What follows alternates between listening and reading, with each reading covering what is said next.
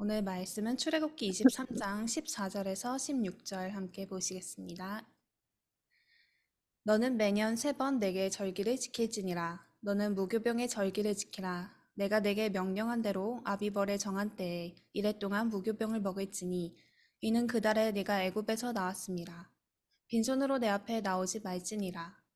맥추절을 지키라. 이는 네가 수고하여 밭에 뿌린 것의 첫 열매를 거둠이라.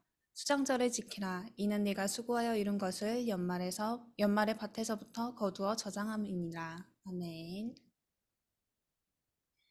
하나님은 말씀으로 세상을 창조하셨습니다. 그렇게 이 세상은 모든 것은 하나님의 말씀으로부터 시작되었습니다. 그리고 하나님은 지금도 하나님의 말씀을 성취하시며 말씀으로 이 세상을 움직여가고 계십니다. 그래서 우리는 하나님의 언약을 정확히 붙잡아야 합니다. 정확히 붙잡은 하나님의 언약은 반드시 성취됩니다. 또한 하나님의 언약이 정확하다는 것은 내 신분과 미래가 정확하다는 뜻입니다. 하나님의 언약을 붙잡고 걸어가는 언약의 여정은 두려워할 것이 없으며 세상은 감히 이해할 수도 없는 놀라운 응답으로 역사하게 됩니다. 우리가 바르게 붙잡아야 하는 언약 중에서도 새 절기에 대한 언약은 구원의 여정을 잘 나타냅니다. 새 절기는 구원의 시작부터 하나님 자녀가 살아야 할 인생의 과정과 결론을 담고 있기 때문입니다. 새 절기는 유월절, 오순절, 수장절을 말합니다. 오늘은 말씀을 통해서 새 절기에 담긴 하나님의 언약을 함께 확인하고자 합니다. 가장 첫 번째 절기인 유월절은 이스라엘 백성이 각 집 문설주마다 양의 피를 발랐을 때 장자, 즉 첫 아들이 죽는 재앙이 넘어간 것을 기념하는 절기입니다. 400년간 애굽의 노예 생활을 하던 이스라엘 백성들은 하나님의 말씀을 받은 모세의 지도하에 애굽을 떠나려 합니다. 그런데 애굽의 왕이 이들을 놓아주지 않자 하나님께서는 10가지 재앙을 일으키셨습니다. 물이 피로 변하고 개구리와 파리가 온 애굽을 덮는 등 여러 가지 재앙 앞에도 애굽 왕은 이스라엘 백성을 보내주지 않았습니다. 그래서 마지막 10번째로 모든 집의 장자와 처음 난 가축이 죽는 재앙이 임하게 된 것입니다. 이때 하나님은 모세를 통해 이스라엘 백성에게 양의 피를 바르라는 언약을 주셨습니다. 그리고 출애굽기 12장 23절에 이렇게 말씀하셨습니다. 여호와께서 애굽 사람들에게 재앙을 내리려고 지나가실 때에 문 안방과 좌우 문설주의 피를 보시면 여호와께서 그 문을 넘으시고 멸하는 자에게 너희 집에 들어가서 너희를 치지 못하게 하실 것임이라. 하나님의 언약에 따라 양의 피를 바른 집은 재앙이 넘어갈 것을 약속하신 것입니다. 그리고 약속대로 양의 피가 묻은 집은 10번째 재앙이 임하지 않았습니다. 이를 기념하는 날이 바로 유월절입니다. 그리고 유월절은 하나님의 구원하심을 뜻합니다. 여기서 양의 피는 장차 오실 메시아, 예수 그리스도의 피를 의미합니다. 예수 그리스도께서 십자가의 피를 흘리셔야 우리의 하나님 떠난 죄가 용서되며 구원을 얻을 수 있음을 뜻하고 있는 것입니다. 사도행전 4장 12절은 다른 이로서는 구원을 받을 수 없나니 천하 사람 중에 구원을 받을 만한 다른 이름을 우리에게 주신 일이 없음이라 하였더라고 말씀합니다. 이처럼 예수 그리스도 외에는 인간을 구원할 자가 없습니다. 우리는 예수 그리스도를 믿음으로 인생의 구원을 얻었습니다. 하나님께서는 이 사실을 평생 기억하고 누리라고 이날을 기념하는 유월절을 지키게 명령하신 것입니다. 그래서 우리가 유월절을 통하여 붙잡아야 할 언약은 오직 예수 그리스도만이 우리의 구원자 되신다는 사실입니다. 다음으로 주신 절기는 오순절입니다. 10번째 재앙 끝에 애굽에서 나오게 된 이스라엘 백성들은 척박한 광야길을 나서게 되었습니다. 광야는 텅 비고 넓은 땅을 뜻합니다. 많은 사람이 이스라엘 백성이 이 광야길에서 굶어 죽을 것이라 예상했는데 하나님은 이스라엘 백성에게 곡식을 추수하게 축복하셨습니다. 그래서 광야에서 이스라엘 백성이 첫 곡식을 추수하게 된 것을 기념하는 절기가 바로 오순절입니다. 오순절은 하나님께서 광야길에서도 하나님의 백성들을 완벽하게 인도하심을 의미합니다. 이 외에도 이스라엘 백성이 40년 동안 광야길을 갈 때 하나님께서는 이들을 부족함 없이 인도하셨습니다. 신명기 8장 4절은 이 40년 동안에 내 의복이 헤어지지 아니하였고 내 발이 부르트지 아니하였느니라고 말씀하듯 하나님은 하나님께서 구원하신 이스라엘 백성들을 완벽하게 인도하셨습니다.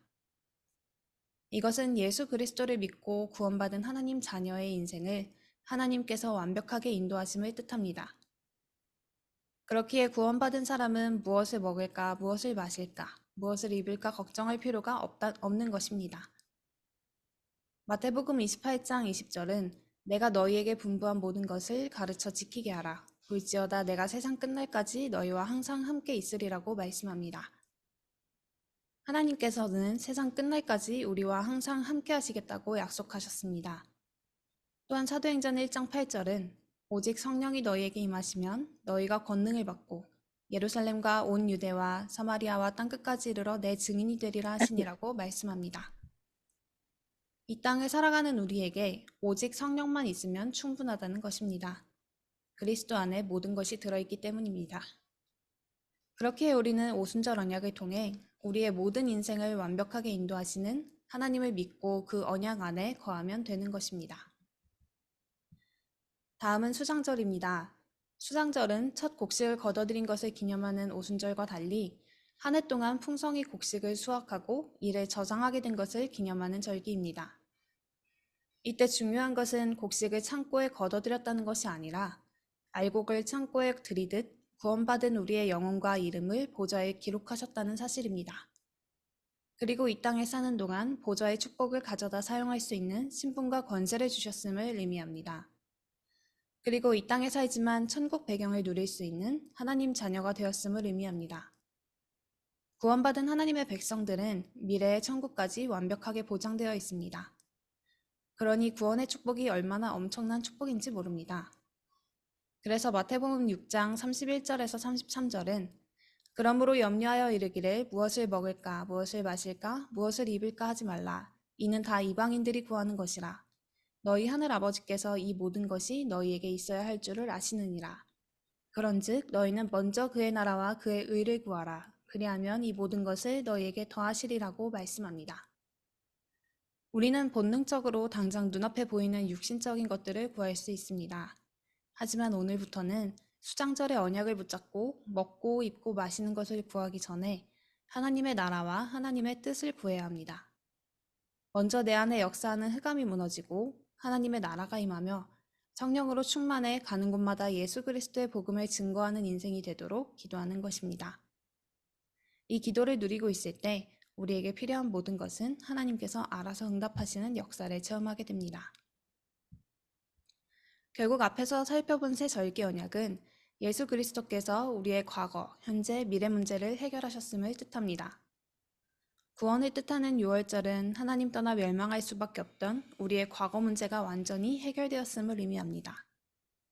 하나님의 완전한 인도하심을 뜻하는 오순절은 광야 같은 우리의 오늘 속에 하나님께서 성령으로 역사하시기에 그 무엇도 문제되지 않음을 뜻합니다.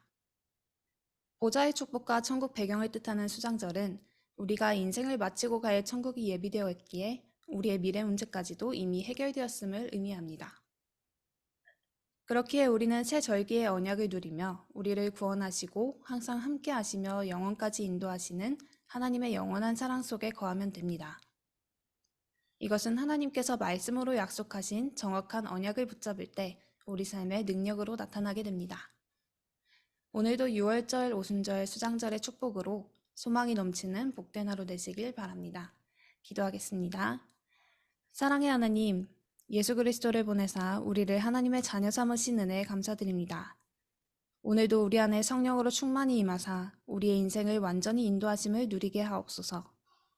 이미 예비된 천국 보좌의 능력을 우리의 것으로 사용하는 기도가 시작되게 하사 가는 곳마다 하나님 나라의 일을 구하게 하시고 하나님께서 우리의 모든 필요를 채우시는 것을 체험하게 하옵소서. 우리의 모든 과거, 현재, 미래 문제를 해결하신 하나님께 감사드리며 예수 그리스도 이름으로 기도합니다. 아멘.